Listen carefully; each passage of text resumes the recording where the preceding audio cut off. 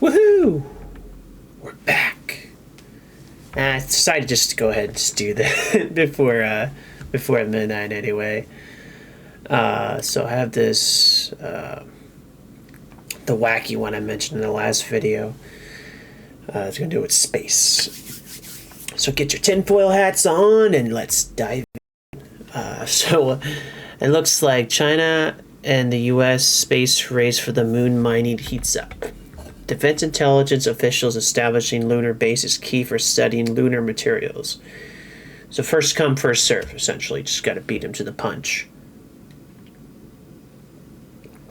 Don't want to be left out or anything, right?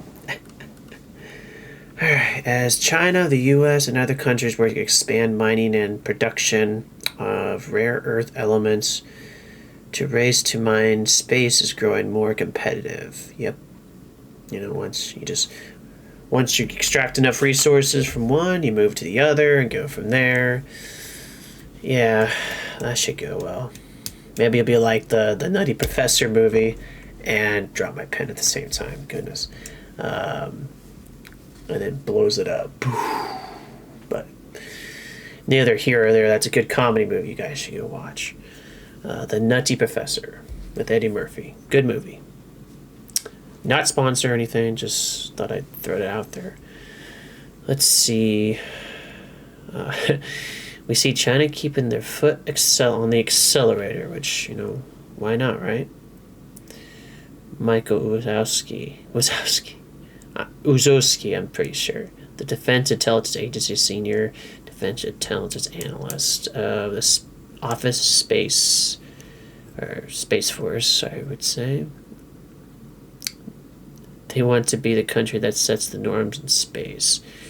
U.S. scientists have been studying the moon for decades, staying ahead of the competition when it came to examining the moon's surface. The U.S. is the only country to place humans on the moon for exploration. During the Apollo 11 mission, a control operator warned astronauts, "Watch for a lovely girl with a big rabbit." He may have foreshadowed China's ambitions when mentioning Chang'e? That's the name of a Chinese folk tale about a moon goddess who flies to the lunar surface with her rabbits. It is also the meme of China's lunar expedition. Huh. Interesting. Huh. China performed its first successful soft landing on the moon in 2013. It launched its lunar rover, Jade Rabbit. Man, those ads. It was the first landing in nearly 37 years. Despite the U.S.'s dominance early on, NASA has not performed a soft landing since 1972, the final Apollo mission. It's another reason why we should never leave certain territories, whether it's a poor country in Africa or the moon. Well, there's only so much we can do with resources that we don't have. Just keep borrowing and borrowing. When we abandon areas and leave them available for bad actors like China steps in whatever they can and play a different set of rules, if any rules at all. You mean the rules that you dictate? Feeling slipping away, huh? Goodness me, what a mess. I would like to go to the moon. Apparently that's possible in my lifetime. We'll see. Come on, Elon! Woo! I don't know. Yeah. Shout out. It's like China launched 5 Jane's missions. Its fourth was the first to land on the far side of the moon. The most recent mission in 2020 returned with lunar samples. Next year, it plans to combine the 2 previous missions and to become the first country to bring back samples from the far side. Despite advancements, defense intelligence agencies say China does not have any information about the moon's makeup about what the U.S. has studied. Ooh. Right, let's see. A lot of unmanned things have been flown in the past, certainly have found water and all at the potholes of the moon. The south pole of the moon, specifically. John Hoof, the Defense Agency's chief of Alpha Space Counterspace. It's been some time, but certainly there have been unmanned activities. I wouldn't say they know anything more than we do. Between the 1969 and 1972 Apollo missions bring back more than 800 pounds of lunar samples contain trace of elements of rare earth metals. Elements. Scientists who study those samples and imaging for probe believe those minerals are likely to be more rare on the moon. However, expert knowledge physical presence is needed to know the true geological makeup. One of the things we'll do first, we'll establish a lunar base, whether it's with us or the Chinese. It really assesses from there. Who've said we've done more remote sensing part. We've brought back materials from the moon, as have the Chinese. So one of the first things is trying to build a sustainable lunar base and then understand the better of the materials there. What are those other things available that either can be used on the moon or brought back in some way to Earth, used more effectively? I mean, you tell me. I mean, the different gravities, the pressures are different in both areas. The materials might act differently on Earth than the moon, but I'm no scientist on that one, so I couldn't tell you. Let's see. Looks like visitors. Look at that. Looks like that's from one of their missions in China.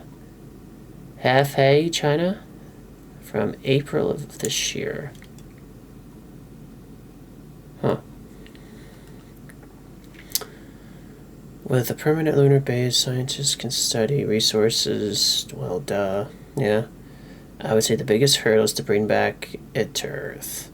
It takes a tremendous amount of fuel to bring back something that's worth actually pulling towards an application back here on Earth.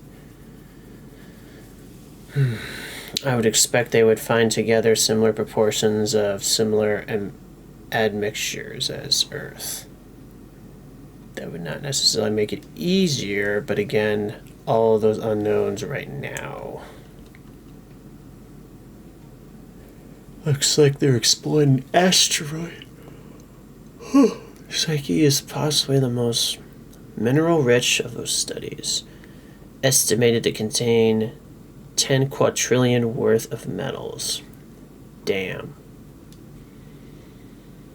U.S.-funded spacecrafts en route to Psyche now, expected to begin orbiting the asteroid in late July 2029. Mining on asteroids could prove dangerous. Some activities more drilling could alter the trajectory and cause possible collisions. It's just the environment, right? The extreme temperatures, absence of others. Yeah.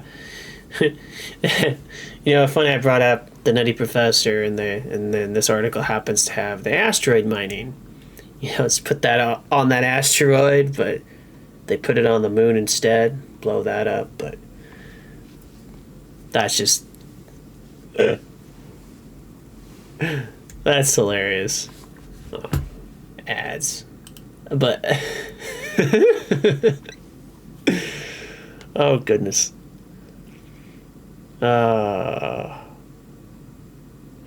But yeah, guys, I thought I'd touch this up a little bit. Yeah, it looks like there's the mining race out in outer space, since that's going to be the trajectory going forward for future, is the future space.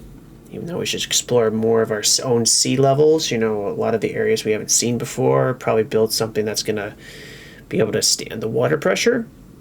You know, start home base first, then reach out. But I guess we're just trying to reach out. It's just getting stretched out too much until you pull a cramp on or something. All right, guys. I think we'll leave it off here. If you can like and subscribe, guys, or leave a comment down below, and I'll try my best to answer if I best I can. Maybe get the interaction going, or maybe suggestions on another random video. But I thought this one was a good one. Yeah, good read, and you guys take care. Have a good rest of your morning and Central Time, but anyway, or East Coast, West Coast. But all right, till then, bye, guys.